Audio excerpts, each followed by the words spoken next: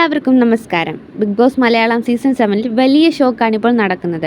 അനീഷ് തറയിൽ വോട്ടിങ്ങിൽ മുന്നിലെത്തി. Vote result കണ്ടാൽ തന്നെ പലർക്കും അതിശയമാണ്. എങ്ങനെ അനീഷ് ഇത്ര വേഗം ലീഡിലേക്ക് എത്തി? സാധാരണക്കാരനായ അനീഷ് സർക്കാർ ജോലി വിട്ട് സ്വപ്നം പിന്തുടർന്നയാളാണ്. ആവേശത്തോടെയും ആത്മവിശ്വാസത്തോടെയും വീടിനുള്ളിൽ ജീവിച്ച അവൻ ഇപ്പോൾ ബിഗ് ബോസ് വീടിൻ്റെ ഏറ്റവും ചർച്ചയായ പേര്. ഇപ്പോഴത്തെ അനീഷിൻ്റെ വോട്ടിംഗ് റിസൾട്ട് 34.24% ആണ്. അതായത് 54,000 വോട്ടുകളാണ്. അതിൽ കൂടുതൽ വോട്ടുകളാണ്.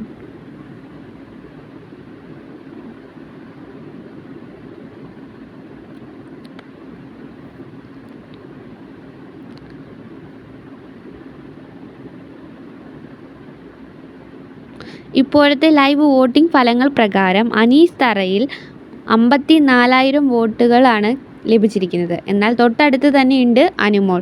ഇത് സൂചിപ്പിക്കുന്നത് പ്രേക്ഷകർ ഇപ്പോൾ അവൻ്റെ സ്റ്റോറിനെ റിലേറ്റ് ചെയ്യുന്നുണ്ടെന്നാണ്.